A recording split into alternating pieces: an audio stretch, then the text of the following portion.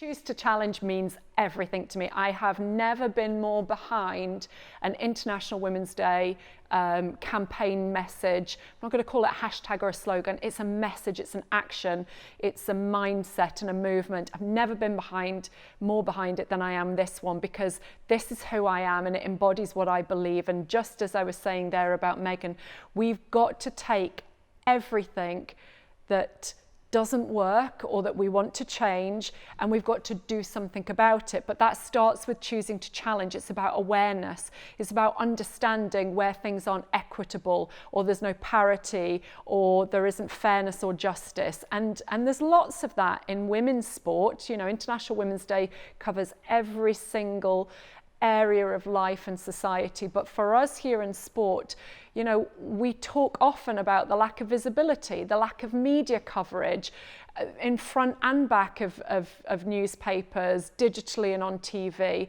We talk about the lack of investment, commercial investment, leadership, participation. There is gender gap everywhere.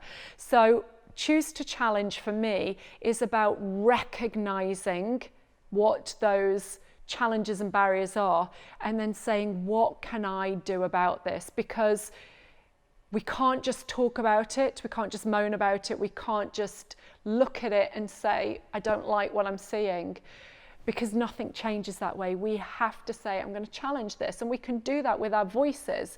We can do by pointing out things that aren't right. We can do it by showing up as women.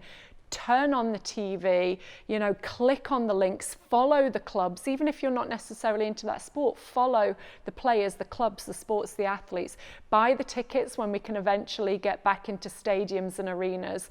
But choosing to challenge for me is a real call to arms about driving change that's necessary. And after the year we've had, we've shown that we are now a global society that isn't prepared to accept the status quo. We're not prepared to accept the norm. We're not prepared to accept inequalities. We are a society now that wants to speak up and drive forward to make things better and fairer and brighter for ourselves, but more importantly for future generations.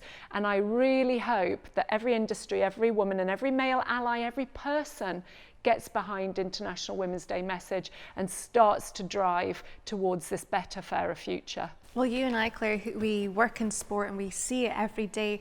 Do you think enough people out with women's sport understand why they need to support this message? I don't know. I know that at the moment, the majority of people are just trying to survive. They're trying to get through a day of not seeing friends and family, monotony, poor mental health, money worries, work worries. We're all trying to survive.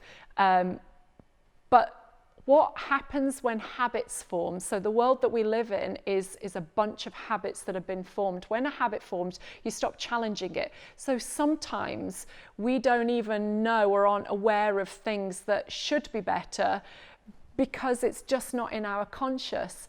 And I think a lot of what we've seen this year, particularly through the Black Lives Matters movement, is it's not okay to say, well, I didn't know anymore. We've got to go and do the work. We've got to seek things out, and then we've got to educate ourselves on how we can be part of the solution.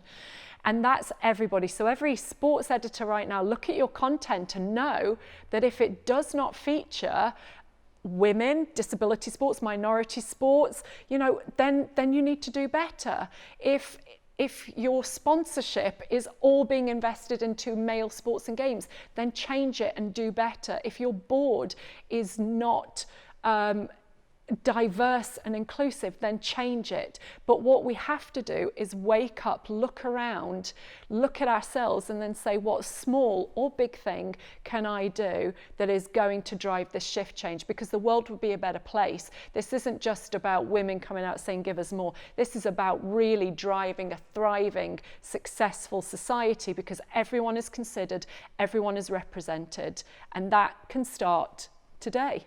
Oh, it's great, Claire. Well, thank you so much. I feel so inspired after just listening to you.